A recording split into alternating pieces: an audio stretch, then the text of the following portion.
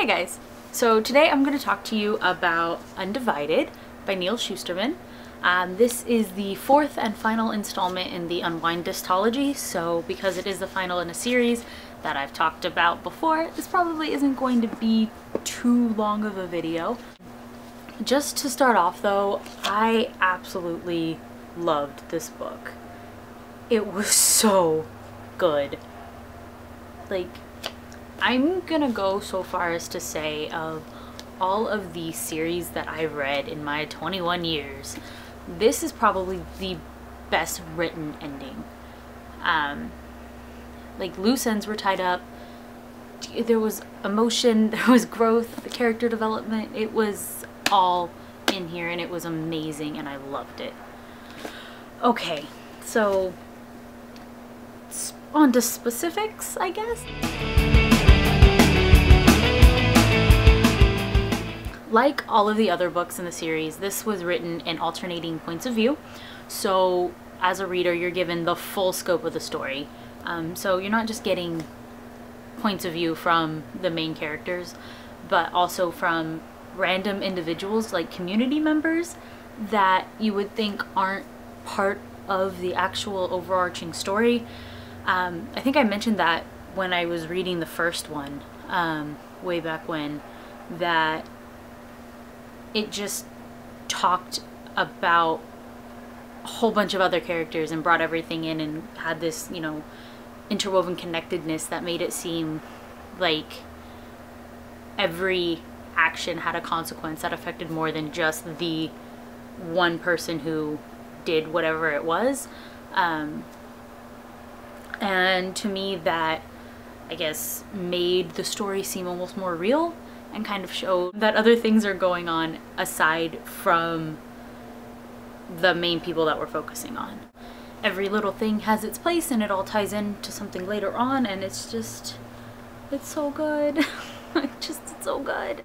Okay, so another thing that, you know, I mentioned way in the beginning when I was reading the first one to that, you know, is the same now, is just the characters, both the good guys and the bad guys, are just so beautifully written. The good guys, so Connor, Lev, Risa, Hayden, all of them, Cam even, I'm gonna say he's a good guy. I don't think he's evil. I don't see him evil. I just don't see him as a bad person. Anyway, they all have faults. They have huge faults that counter all of the amazing things about them, and I mean, so they're human. Like, my point is they have flaws and it's always good to have a hero that's written with flaws, because then they're not perfect. And I don't know about you, but I don't like them perfect characters. Okay, and then the bad guys, so Starkey, Argent, Nelson, those guys, and so many more, even though they're terrible people, they have motivation for what they're doing, and as terrible as that motivation is, and how it can make your skin crawl with how horrible it is, it's written in a way that you can understand them. I mean, there's no way that you would sympathize with them, really. I mean, I don't think.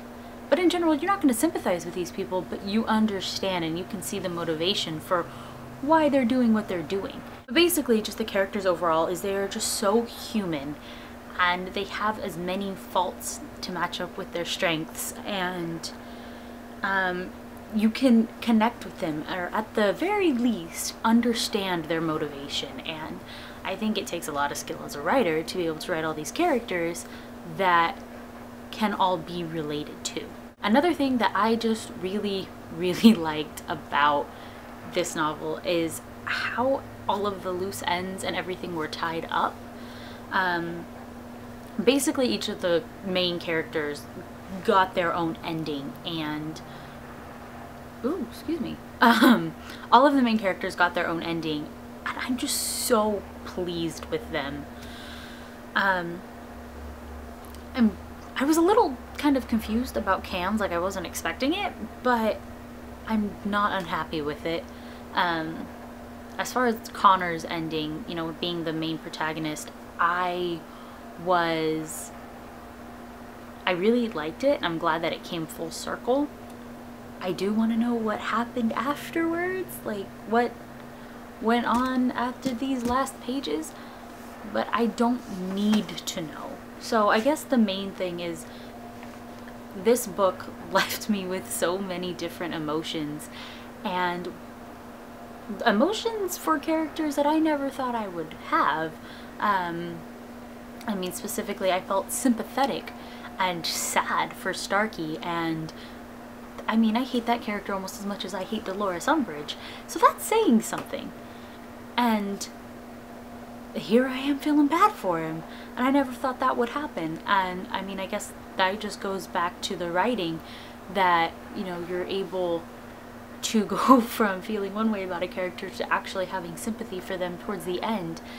And I mean, I guess that just goes back to how three-dimensional all of these characters are. I feel like I'm kind of rambling a little bit, but this book, there's just so many good things about it. Overall, I'm just gonna wrap this up because I feel like I'm just gonna talk for hours if I don't. But this book was so good. The writing was amazing. Do I have questions? Yes. I mean, I will always have questions about what happened afterwards. But do I need answers? No. I'm satisfied with the way that the story ended and what we were given. And I don't need more. I will always want more. That's how I am about every book that I like. I want more information, but I don't need it. I don't need it in this case, and I am very, very happy with what we got. So definitely a great ending to an even better series, and yeah, I definitely want to check out more of Neal Shusterman's novels later on. I do know basically they're all young adult novels, but you know, I am an adult technically, but I am young, so I can still read them, I guess. Whatever. But as always, links to everything will be in the description. So, you know, give a like, subscribe if you want, or if you don't, that's great too. But yeah, I hope you guys are having an awesome week, and I will talk to you later. Okay, bye.